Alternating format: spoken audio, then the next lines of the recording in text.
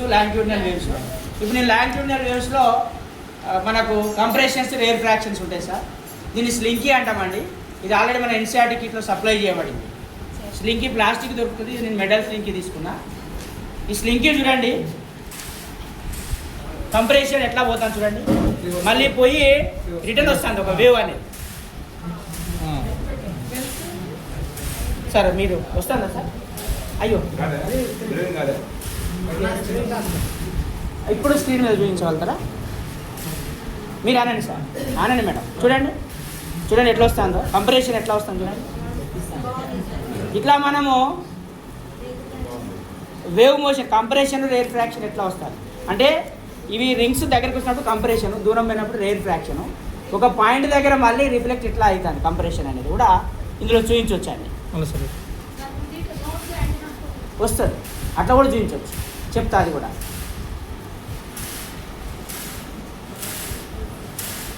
చూడండి ఎంత క్లియర్గా పోతుంది కంప్రెషన్, మళ్ళీ రిటర్న్ వస్తుంది. దీంట్లోనే మేడం అన్నట్టు చూపించవచ్చు, కాకపోతే కేబుల్ పెద్దగా ఉండాలి. కింద అయితే కరెక్ట్ వస్తుంది, మెటీరియల్ ప్లేస్కి వచ్చేదాన్ని. ఓకే మేడం అన్నట్టు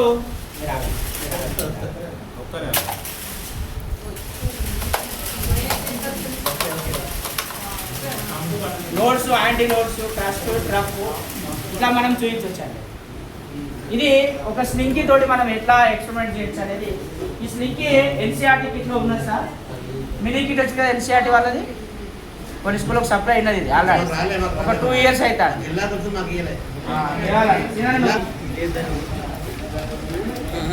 ఇవి stall sir, long stock sir. నేను చేసినాక మీకు ఇస్తాను, నా కాన్సెప్ట్ అయిపోయినాక మీరు దాన్ని అబ్జర్వ్ చేయండి. ఇందులో సెన్సిటివిటీ లేదు దీనికి, ఇది పాడేది ఏం లేదు. మీరు ఎంత బ్రేక్ చేసినా మళ్ళీ అది యాస్టిక్గానే ఉంటుంది.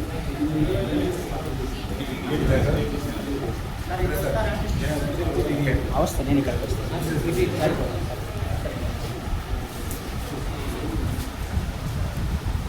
కొంచెం గట్టిగా, కొంచెం ఇట్లా ఇట్లా వచ్చినట్టు చూస్తాను. ఏం లేదు ఇక్కడికి వచ్చిన ఇది ప్రతి ఒక్క స్టార్ ఒక వేవ్, ఒక మీడియం పార్టికల్ అండి.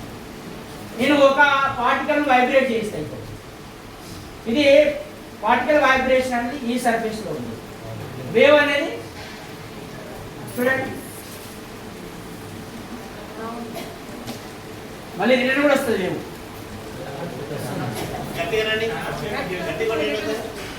హైట్ పట్టుకుంటే బాగా వస్తుంది. చూడండి ఎట్లా వస్తుందో వేవ్. ఇట్లా మనము ట్రాన్స్వర్సల్ వేవ్ అంటే పార్టికల్ వైబ్రేషన్ ఏమో ఈ ప్లేన్ లో ఉంది, వేవ్ మోషన్ డైరెక్షన్ ఏమో ఈ ప్లేన్ లో ఉంది. ద బోత్ ఆర్ పర్పెండిక్యులర్ అని చెప్పడానికి ఇది ఒక బెస్ట్ ఎగ్జాంపుల్ అనుకుంటున్నా సార్. దీంట్లో ఆల్టర్నేటివ్స్ కూడా మనం ఈ స్టార్ పెట్టాల్సిన అవసరం లేదు, చిన్న స్టార్ కూడా పెట్టుకోవచ్చు, మీ ఓపిక. అది డిజైన్ దీంట్లో మనము ఎలక్ట్రోమాగ్నెటిక్ వేవ్ కూడా చూపించవచ్చండి.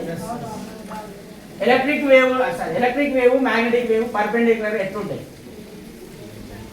ఒక డైరెక్షన్ ఏమో ఎలక్ట్రిక్ వేవ్, ఒక డైరెక్షన్ ఏమో మ్యాగ్నెటిక్ వేవ్. ఎలక్ట్రోమాగ్నెటిక్ వేవ్ అనేది ఇట్లా ఉంటుంది స్ట్రక్చర్.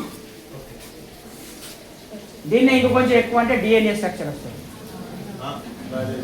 బయాలజీ కూడా ఇట్లా మనము మన ఐడియాని బట్టి మనం దాన్ని వాడచ్చు. టేప్ సార్, మంచిగా 2-3 కూర్చోవాలి.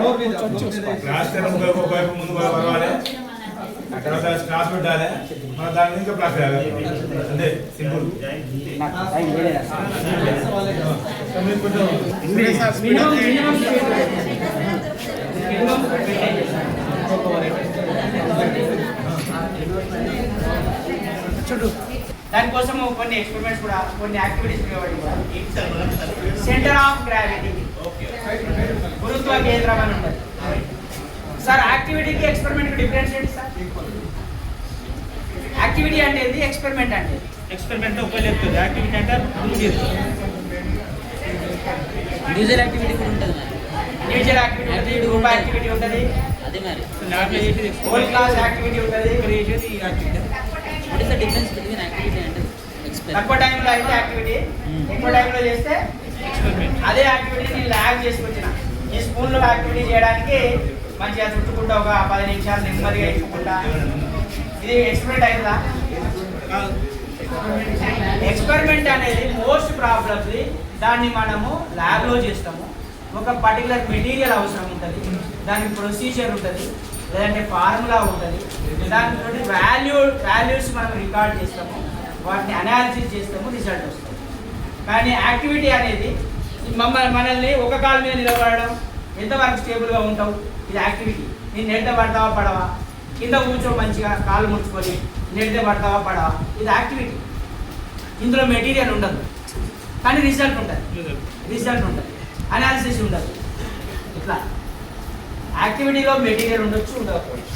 కానీ ఎక్స్పెరిమెంట్లో మాత్రం కంపల్సరీ పర్టికులర్ మెటీరియల్ ఉంటుంది, దాని రిజల్ట్స్ రికార్డ్ చేస్తాము, అనాలిసిస్ చేసి రిజల్ట్స్ కన్క్లూజన్ చేస్తాము.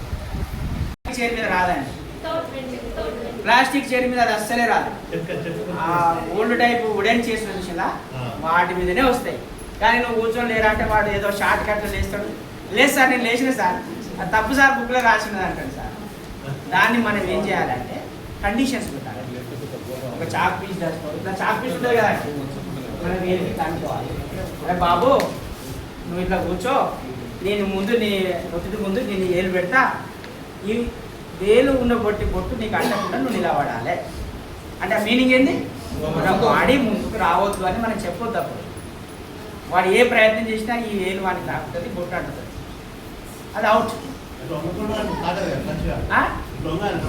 ఉంగాలని నేను ఇక్కడ ముందు పెడుతున్నాను అంటే పిల్లవాడు అందులో కాన్సెప్ట్ రాంగ్ అని చెప్పడానికి అన్సైటీ ఉంటుంది. అంటే వాడు రాంగ్ అని చెప్పడం కాదు, నేను మీరు అన్నదానికి అగెనిస్ట్గా నేను మంచిగా సక్సెస్గా చేసినా అని వాడు జాగ్రత్తగా పోతాడు. అటువంటిప్పుడు దాన్ని మనం ఏం చేయాలంటే ఒక ప్రాపర్ వేలో వాడిని గైడ్ చేయాలి. ఇటువంటి మనము ట్రిక్స్ కనుక ఫాలో అయిన అనుకోండి క్లాస్ రూమ్లో, ఆ కాన్సెప్ట్ అనేది ఇంట్రడ్యూస్ చేసినటువంటి ఏమేంటో అది ఫుల్ఫిల్ అవుతుంది. అయితే ఇప్పుడు మనం సెంటర్ ఆఫ్ గ్రావిటీలో ఒక చిన్న ఎక్స్పెరిమెంట్ చేద్దాం సార్. ఇది మీకు అంతా ఈ మెటీరియలే వాడవలసిన అవసరం లేదు.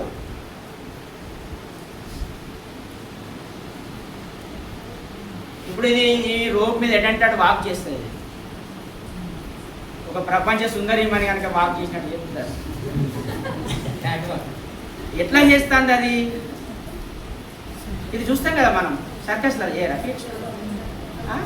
ఒక సైకిల్ రీమ్ పెట్టి ఆ రీమ్ మీద కర్ర పట్టుకుంటారు వాళ్ళు. సార్ బాగా అబ్జర్వేషన్. దాని ప్లేస్ ఇక్కడ ఏది ప్లే చేస్తారు? దాని ఈ 2 balls చూడండి.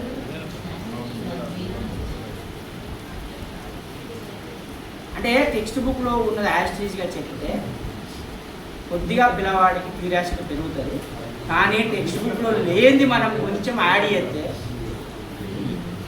పిల్లవాడికి క్యూరియాసిటీ అనేది కొంచెం ఇంప్రూవ్ అయ్యి, సార్ ఇటువంటి నా దగ్గర కూడా కొన్ని ఉన్నాయి సార్. ఇది సెంటర్ ఆఫ్ గ్రావిటీని చెప్పడానికి వాడే. ఇది డైలీ లైఫ్ మనము రియల్ వరల్డ్ కనెక్షన్ చేయాలి. రియల్ వరల్డ్ కనెక్షన్ చేసినప్పుడు ఆ చేతిలో పోస్ట్ను మనము చూపించలేము, అది కదులుతే ఏమవుతుంది అనేది. కానీ ఇక్కడ వీటిని బెండ్ చేసి చూపించవచ్చు. నేను ఇప్పుడు దీన్ని గట్టిగా బెండ్ చేసిన ఒక సైడ్, ఇప్పుడు ఇది ఎటువైపు అవుతుందో చూడండి, పడదు కానీ బెండ్ అవుతుంది. ఏమైందండి? ఇప్పుడు దాని సెంటర్ ఆఫ్ గ్రావిటీ షిఫ్ట్ అయింది. ఇప్పుడు దాని సెంటర్ ఆఫ్ గ్రావిటీ షిఫ్ట్ కావడం వల్ల అది ఒక సైడు బెండ్ అయింది. ఇలా మనము క్వశ్చన్స్ కనుక వేస్తూ చెప్తే it is hire order thinking. అది హైయర్ ఆర్డర్ థింకింగ్ ఇంక్రీజ్ చేయడానికి ఆస్కారం ఉంటుంది. అంటే పిల్లవాడు కూడా ఇంకో ఆలోచన వస్తుంది, సరే మరి దీన్ని బ్యాలెన్స్ చేయాలంటే ఏం చేయాలి? అదే ఒక హైయర్ ఆర్డర్ థింకింగ్. అట్లా ఇక్కడ మనము సబ్జెక్ట్ యొక్క ప్రాబబిలిటీ ఎంతవరకు ఉన్నది. మనము ఇంకొకటి కూడా చెప్తారు సార్, సెంటర్ ఆఫ్ గ్రావిటీ మీరు చాలా దిక్కులో చూస్తారు సార్. ఈ పెన్సిల్ అనేది నిలబడదు, ఇది ఎవరు అయినా నిలబెట్టలేరు. ఎందుకంటే మనకు తెలుసు దీని సెంటర్ ఆఫ్ గ్రావిటీ కానీ హైట్ ఎక్కువ ఉన్నది, బేస్ తక్కువ ఉన్నది. కాబట్టి ఈ బేస్ నుంచి దీని యొక్క line of force action line అంటాం. ఆ లైన్ అనేది బేస్ నుండి పోయినప్పటికి కూడా ఈ హైట్ ఎక్కువ ఉండడం వల్ల దీనికి ఈక్విలిబ్రియం అనేది కష్టమవుతుంది, డిస్టర్బెన్స్ ఈజీగా అవుతుంది. ఇప్పుడు నేను ఏం చేస్తా అంటే మంచి యూట్యూబర్ను నేను ఇప్పుడు దీన్ని నిలబెడతా అని మీకు చెప్తా. ఇదంతా ఒక టేబుల్ క్లాత్ వేస్తా, ఇట్లా పెట్టి నాకు టేబుల్ మీరు ఏమన్నా ఇది నిలబడతారు చూడండి. ఇదంతా ఏం కనపడి అని మీకు అవి సార్ ఉన్నట్టు వీడియో తీస్తాడు. ఇక ఒక పెన్సిల్ నిలబడేది నేను ఏమన్నా కూడా ఎటు పడతలేదు, ఇది చూడండి అంట. నేను చూపిస్తాను మేడం. నేను బయట ఏం లేదండి, దీని సెంటర్ ఆఫ్ గ్రావిటీ యాక్చువల్గా ఇక్కడ ఉండే దాన్ని తీసుకొచ్చి ఇక్కడ షిఫ్ట్ చేసి ఇక్కడికే షిఫ్ట్ చేసి బేస్లోనే సెంటర్ ఆఫ్ గ్రావిటీ షిఫ్ట్ చేసి ఇప్పుడు దీన్ని ఎటు బెండ్ చేయాలన్నా ఇది దీనికి కీ. దీన్ని కొంచెం డిస్టర్బ్ చేస్తే చూడండి ఏమైందండి సైడ్ అంటే ఇక్కడ సెంటర్ ఆఫ్ గ్రావిటీ కొన్ని ఫన్స్ ఎక్స్పెరిమెంట్స్ లాగా చేయడం వల్ల పిల్లవాడు కొద్దిగా అడిషనల్గా ఇంకేమన్నా మన ఓన్గా చేసుకోవడానికి ఆస్కారం ఉంటుంది. ఇది సార్ మీరు ఈ బాల్ను వాడవలసిన అవసరం లేదు. మనం జనరల్గా నట్స్ దొరుకుతాయి కదా సార్, పెద్ద సైజు నట్స్ కానీ మంచి రేగడ ముద్దగా పెట్టుకున్నా సరే. పేపర్ సార్ అంటే వాటిది మళ్ళీ వాటి సెంటర్ ఆఫ్ గ్రావిటీ దీన్ని ఎఫెక్ట్ చేయదు. ఎక్స్టెండెడ్ ఆబ్జెక్ట్ అనుకోండి, ఇప్పుడు నేను ఇక్కడ పెన్ను పెట్టిన అనుకోండి కంపల్సరీ మిడిల్నే పెట్టాలని ఇది. ఈ ఆబ్జెక్ట్ ఎక్స్టెండెడ్ ఆబ్జెక్ట్ అంటే పొడవు ఎక్కువ ఉన్నది అనుకోండి, అదే సార్ దాని సెంటర్ ఆఫ్ గ్రావిటీ దీన్ని ఎఫెక్ట్ కాకుండా మనం ఫిక్స్ చేసుకోవాలి అంటారు. ఎందుకంటే ఇదైతే మధ్యలోకి వస్తే సరిపోతుంది, సెంటర్ ఆఫ్ గ్రావిటీ మెయింటెనెన్స్ ఈజీగా అయిపోతుంది. ఇట్లా మనము కొన్ని ఫన్ యాక్టివిటీస్ లాగా క్లాస్ రూమ్లో చేయడం వల్ల పిల్లవాడు జాయ్ఫుల్ లెర్నింగ్కు ఇంట్రెస్ట్ చూపిస్తాడు సార్.